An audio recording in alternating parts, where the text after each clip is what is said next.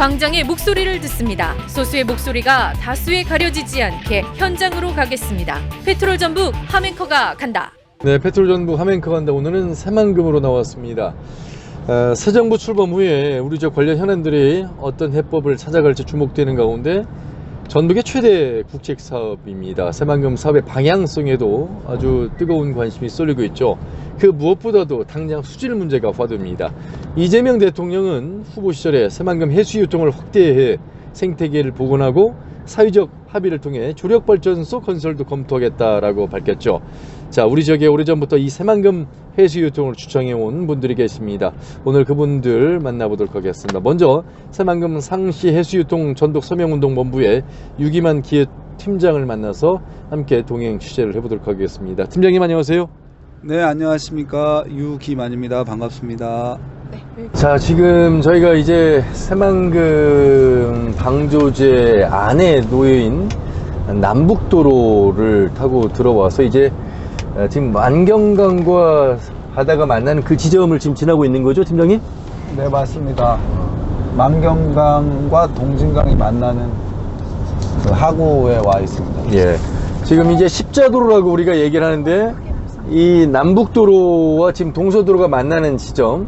네, 맞습니다. 그래서 왼쪽으로 가면 이제 김제로 가는 것이고, 네, 김제. 오른쪽으로 가면 이제 바로 새만금 방조제, 우리가 이제 신시관문을 향해서 가고 있는데, 그 지금 사거리가 되는 지점에 지금 가고 있습니다. 그렇죠? 네, 맞습니다. 왼쪽으로 가면 이제 옛날에 신포항, 거전갯벌, 여기 네. 이제 눈으로 보이시는 이 드러난 데가 예전에는 이제 만경강, 동진강이 만나서 형성된 거전갯벌의 그 구역이 되겠습니다. 예. 어쨌든 새만금 방조제 33.9km 안쪽에 저희가 지금 계속해서 지금 차를 타고 지금 향하고 있는데 상당히 많은 철새들도 지금 보이고요. 그나마 뻘이 조금 드러나는 곳도 있습니다. 뻘다고 저걸 할 수 있을지 모르겠습니다만 새만금 신시 관문을 향해서 가고 있습니다. 예전에는 이제 이 도로가 없을 때는 만경수역하고 동진수역하고 순환이 잘 됐는데 지금 이 동서도로를 막으면서 일부 조그만 다리로 예. 순환이 되고 있어 가지고 이 내부 순환이 잘 안 되는 게 새만금 수질의 또 여러 가지 문제점 중에 하나거든요. 예. 그래서 일부 구간을 좀 이렇게 잘 순환되도록 해야 된다라고 하는 것도 이제 저희들이 요구하고 있습니다. 예. 지금 새만금 방조제 바깥쪽 바다의 수위와 이 안쪽의 내측의 수위가 1.5m 차이가 지금 나는 거죠? 네, 맞습니다. 평균 해수면보다 마이너스 1.5m에서 관리를 하기 때문에 예. 1.5m 차이가 납니다. 예. 자, 그러면 그 1.5m는 그대로 놔둔 상태에서 두 개의 관문이 있는데 그 두 개의 관문을 통해서 지금도 해수 유통을 하고는 있습니다만 지금의 유통 과정만 가지고서는 수질을 확보할 수도 없고 생태계에 여러 피해들이 고스란히 발생하고 있기에 현 이재명 대통령이 공약으로 내세운 내용, 그 관련해서 좀 말씀을 좀 해주시면 좋겠습니다. 네. 마이너스 1.5라는 게 이제 다들 들으시는 분들이 어려워 하실 수 있을 텐데 이제 사실 보름이나 금음달이면은 예. 이게 달의 인력이 커가지고 조수 간만의 차가 큽니다. 그래서 평균 해수면보다 밀물 때 물이 들어올 때는 3m 이상 높이 대족이 금음 때는 이렇게 들어오고 예.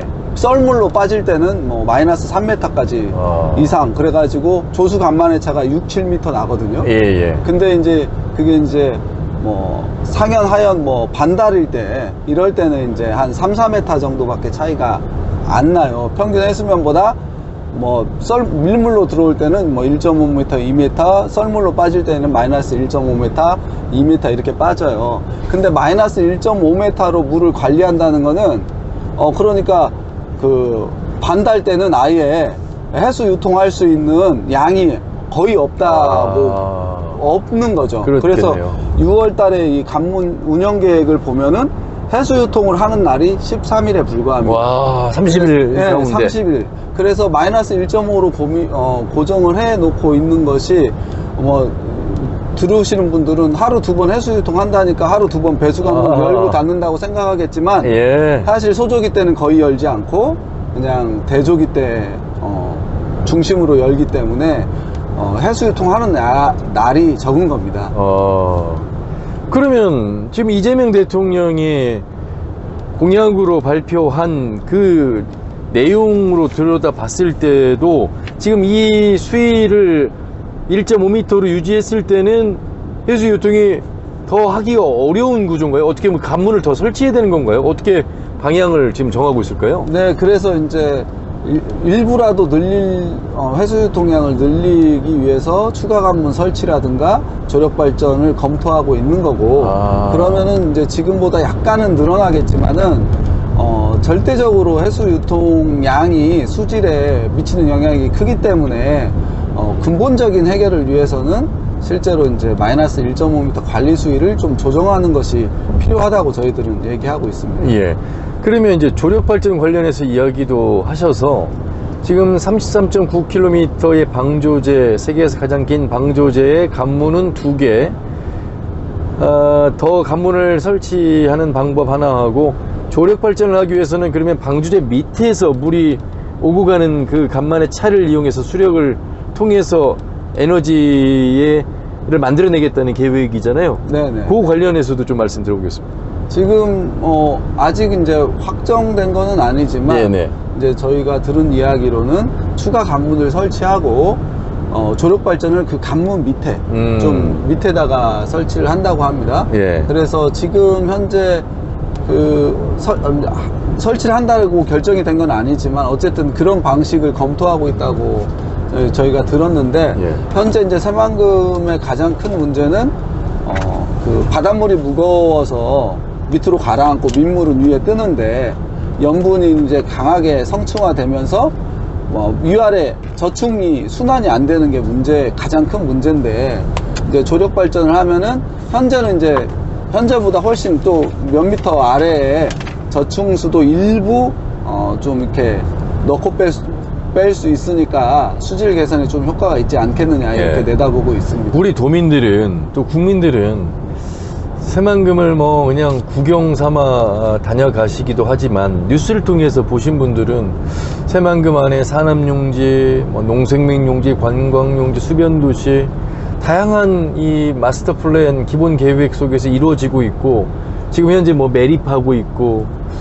어떤 그런 뉴스를 보면서 정작 핵심인 요 안에 사람이 살고 공장이 돌아가기 위해서 또 농사를 짓기 위해서 무엇보다 필요한 게 어쨌든 물이잖아요. 네네. 근데 지금 이 물이 깨끗하지 않는다는 이야기를 여러 번 했고, 이건 또 환경단체가 반대를 위해서 물에 대한 이야기를 하는 것처럼 비춰졌지만, 대통령이 여러 번, 8번 바뀌면서 이재명 정부에서 이 새만금을 기존의 시각에서 달리 해서 시민단체의 목소리도 반영하게 된 계기는 단순히 뭐 시간이 흘렀기 때문이 아니고, 그만한 이치야, 그만한 이론이 이제 성립될 수 있기 때문에 그걸 이제 받아들인 거 아닐까 싶거든요. 그 부분에 네. 대해서도 좀 말씀하시죠. 일단은 가장 그 해수유통을 고민하게 된 계기는 2018년 이후에 담수화를 목적으로 1일 1회로 해수유통을 줄이면서 물이 급격하게 시아오보다 더 많이 수질이 안 좋아졌기 때문에 이제 한시적으로 그러면 해수유통량을 늘려서라도 개선해보자 해가지고 2020년부터 이제 올해까지 하루 2번 해수유통을 하고 있는 거고, 예. 그럼에도 불구하고 하루 2번 해수유통을 함에도 불구하고 뭔가 좀 문제가 근본적으로 개선되지 않고 있기 때문에 추가적인 수질 개선 방향을 고민하고 있는 것입니다. 네.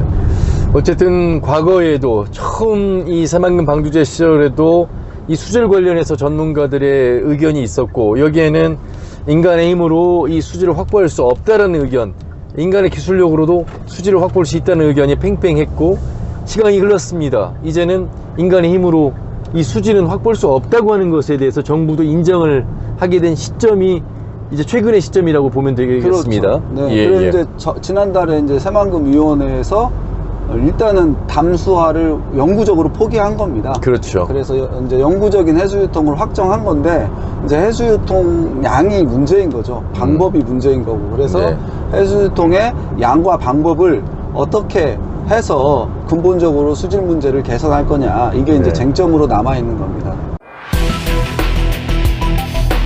광장의 목소리를 듣습니다. 소수의 목소리가 다수에 가려지지 않게 현장으로 가겠습니다. 페트롤 전북 함앵커가 간다. 자, 이제 저희가 새만금 방조제 도로로 들어왔습니다.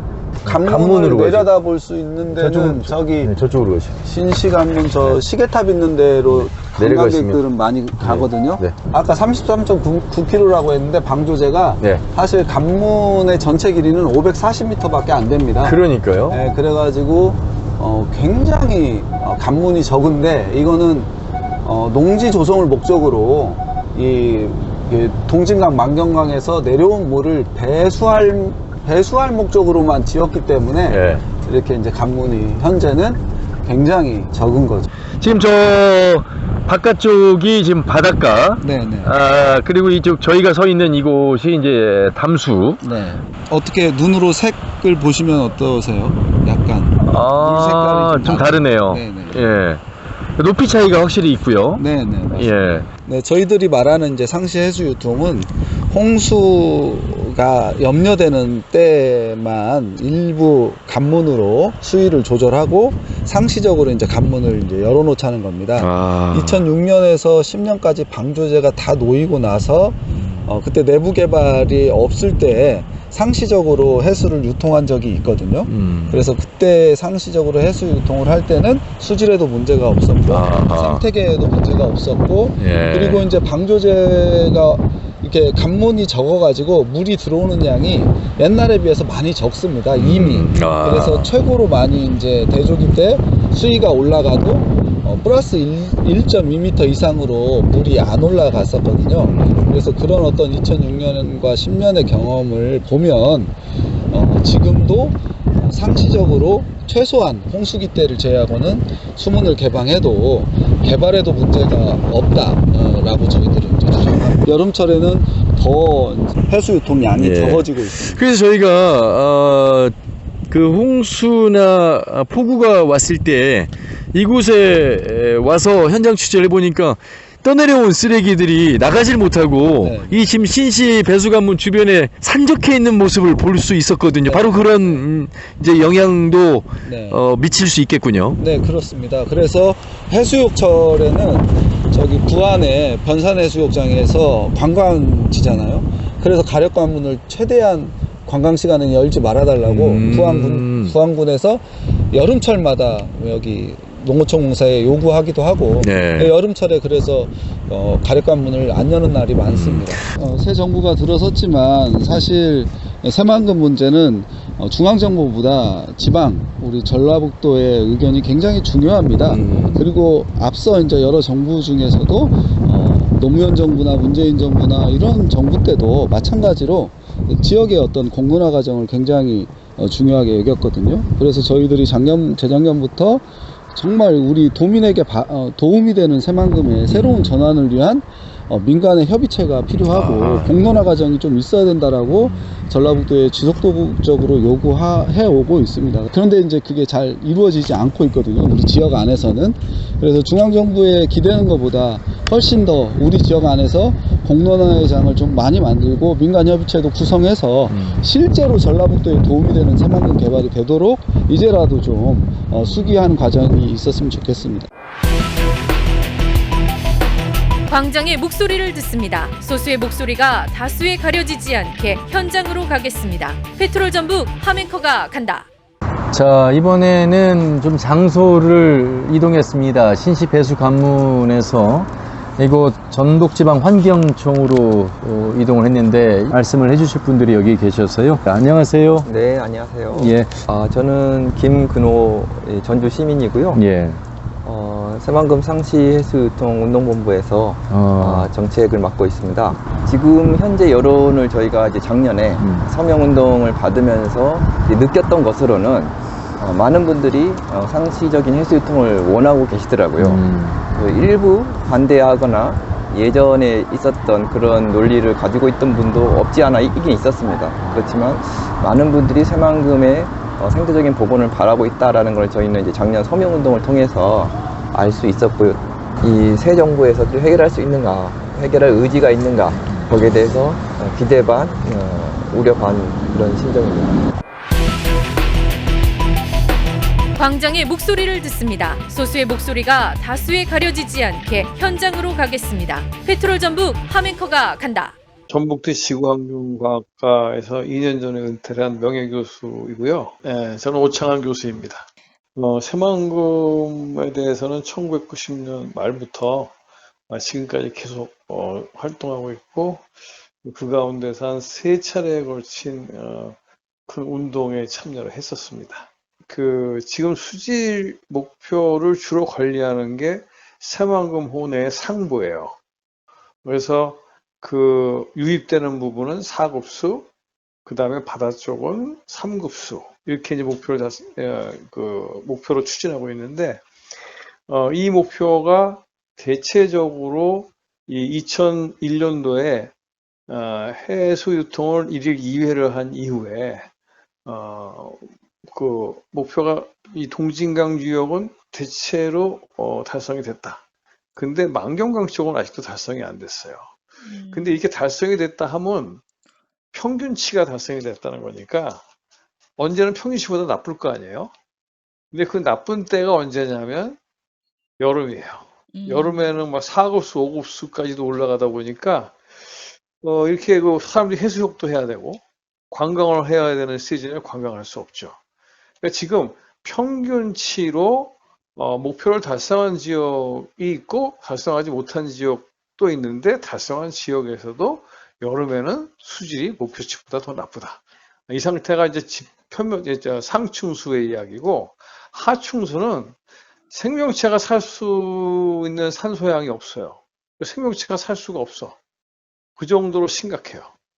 근데 지금 이 갯벌을 우리가 매립지를 만들려고 타고 갯벌을 파게 되면 그런 오염이 점점 더 커질 텐데, 그래서 사실은 전반적으로 보면 심각한 상태로 보는 것이 적절하다, 이렇게 생각을 해요. 이 생명체가 안 살면 결국은 전라북도 수산업이 무너질 수밖에 없잖아요. 그래서 지금 사실 이 해수 유통량을 늘려야 된다는 것은 수질만 개선하는 게 아니라 이 수질이 개선하고, 그래서 환경이 복원이 돼야 그때서야 지금 전라북도에 있는 어민들이나 지역 주민들이 살 수 있어요. 우리가 통계치로 한번 대략 계산을 했더니 1년에 손해보는 액수가 1조 한 3천억에 가까울 수 있고, 관광까지 포함하면 2조도 훨씬 넘어서 3조까지도 갈 수 있어요. 이렇게 어마어마한 피해를 보고 있기 때문에 이 지역은 굉장히 살기 힘든 지역이 되어버렸죠. 그래서 지금 지역 소멸까지도 걱정하는, 그래서 지금 이 새만금 사업을 30년 후를 기다리나 이런 거는 의미가 없어요. 몇 년 안에 지금 이 지역이 다 그런 심각한 문제에 대면하게 될 텐데, 빠른 시기에 조치를 취해야 된다, 이렇게 생각합니다. 조력발전은 지금 우리 이번 이재명 대통령께서도 후보 시절에 사회적 합의를 통해서 추진하겠다, 이렇게 얘기를 했거든요. 이게 왜냐하면 지금 아까 말씀드린 게 상부보다 하부 수질이 더 심각하다고 했잖아요. 근데 요즘에 조력발전은 물이 이 수면 위에서 이동하는 게 아니라 수면의 하부, 13m 정도, 14m 되는 그 깊은 수심에서 수차가 돌아가요. 이게 무슨 물이 이렇게 그쪽 통과하는 거죠. 그래서 굉장히 깊은 곳에서 물이 통과하다 보니까 이 새만금의 저충수 밑에 있는 물의 수질 개선에 아주 효과가 커요. 이거는 이미 시화에서도 증명이 됐거든요. 그래서 이렇게 수질 개선 효과가 커지게 되면서도 재생에너지도 얻을 수 있고, 그 다음에 이것으로 인해서 전라북도 수산업이 한 50%는 복원될 수 있지 않을까. 그리고 여름에도 수질이 좀 더 좋아지니까 그야말로 이 해수욕할 수 있죠. 지금 요즘에는 여름이 되면 수질이 너무 나빠져서요. 녹조도 너무나 껴서 관광할 수가 없는 상태가 되는 경우가 많아요. 그렇지만 이런 관광이 또 가능해질 수도 있고, 단순하게 수질 개선의 효과뿐 아니라 재생에너지, 관광의 활성화, 그 다음에 어업의 활성화, 결국은 지역의 활성화가 되는 거죠. 그래서 자연도 살리고 인간도 살고 그렇게 아주 좋은 방법이 될 것이다, 그렇게 생각을 합니다. 그 수질을 개선하지 않으면 수변도시 의미가 없죠. 이거 맨날 여름이면 녹조가 팍 끼는 도시에 누가 와서 살라고 그러겠어요. 그 다음에 이 수변도시의 그 배수구 위치가 너무 낮아요. 그렇게 되다 보니까 지금도 여름에 홍수가 지면 새만금 내부의 수위가 해수면보다 1.15 미터가 더 올라가고, 여름에 그 오염에서 녹조가 쫙 낀 그 도시 주변에 이렇게 녹조가 많이 끼게 되면 누가 그런 수변 도시에서 살고 싶겠어요? 그러니까 일단 물이 깨끗해져야지만 수변 도시에 성공할 수 있고, 두 번째로는 수변 도시의 그 배수구의 높이가 너무 낮아요.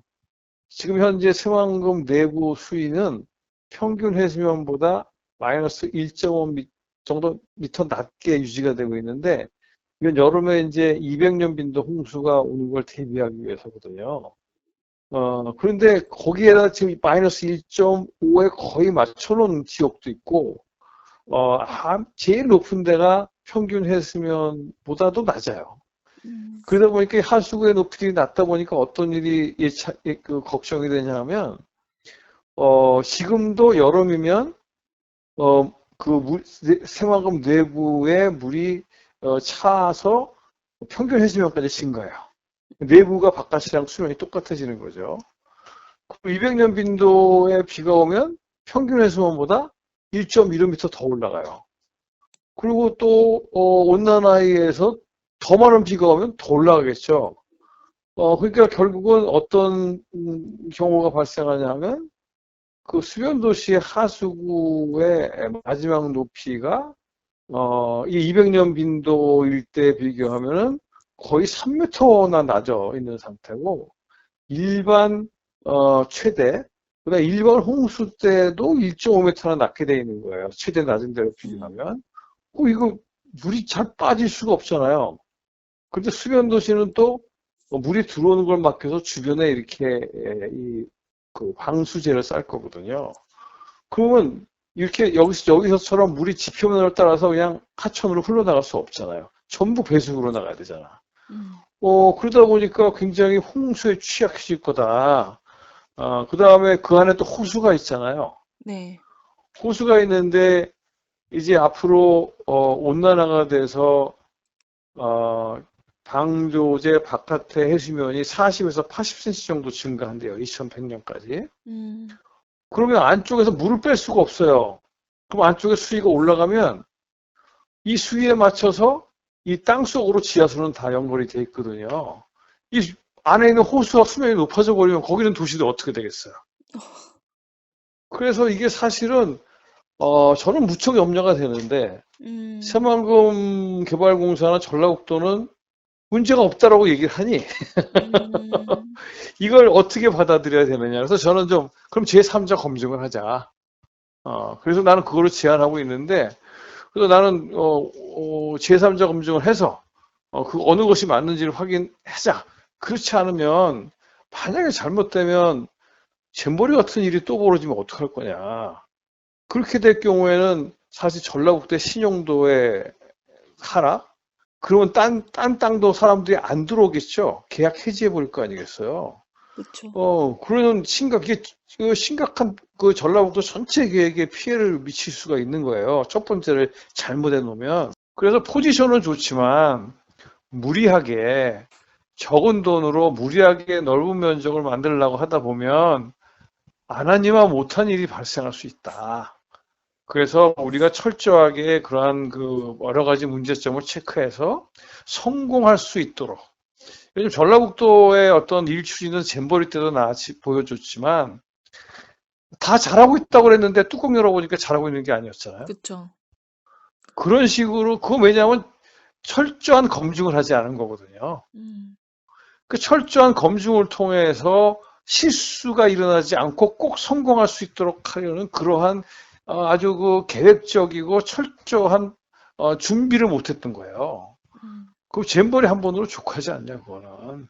그래서 아까 얘기한 대로 해수유통을 좀 시키고, 근데 아까 해수유통 시킬 때 제가 한마디 빼먹은 거는 그 내부의 현재 아까 관리 수위를 평균 수위보다 마이너스 1.5m 낮게 하고 있다고 그랬잖아요. 이거는 여름에 홍수가 올까 봐 그러는 거잖아요. 여름이 아닐 때는 올려도 된다는 거예요. 평균 해수면 정도는 올리면 오히려 이제 그렇게 되면 조력발전소에서 더 많은 에너지를 만들어낼 수 있고 수질 개선 효과도 더 커지고 생태계 복원도 더 많이 되고 전라북도의 경제적인 이 관광과 수산업과 더 많은 이익이 발생하게 되고 이익이 막 더 생기는 거예요. 그러니까 이게 뭐냐면 20, 30년 후의 일이니까 사람들이 누구 책임인지도 불명확해질 거 아니겠어요. 그리고 새만금은 자꾸 빨리 해야겠다는 어떤 그 강박관념이 너무 많고 그러다 보니까 너무 서두르는 거 아니냐. 이 서둘면 사실 새만금 전체가 잼버리가 될 수도 있다. 그래서 마음은 급하지만 서둘러서는 안 된다. 그리고 그 다음에 하나하나 기초를 잘 만들어서 진짜 100년 대계의 새만금 사업을 만들어야 된다. 이제까지 많은 갈등이 있었지만 아직도 많은 기회를 가지고 있는 곳이에요. 그래서 자연도 살리면서 전라북도도 살릴 수 있는 안들이 있는데 이런 안을 적극적으로 받아들이려 하지 않고 그냥 30년이 지났어도 계속 땅만 만들겠다는 이런 단순 사고 방식을 가지면 그리고 또 그 땅 만드는 걸 조급하게 만들어주겠다고 막 또 제대로 안 만들어 놓으면 새만금은 전라북도의 재앙이 될 것이다. 꿈이 될 수 있는 것을 재앙이 되는 곳으로 만들어 버릴 수 있어요. 그래서 지금 사실 전라북도한테 매우 중요한 시기다. 너무너무 중요한 시기라서 언론에서도 이런 문제에 신경을 많이 쓰고 자꾸 알려줘야 되고요. 하여튼 우리가 그런 데서 우리 스스로도 많은 반성과 노력을 해야 되는 시기예요. 광장의 목소리를 듣습니다. 소수의 목소리가 다수에 가려지지 않게 현장으로 가겠습니다. 페트롤 전북 함앵커가 간다.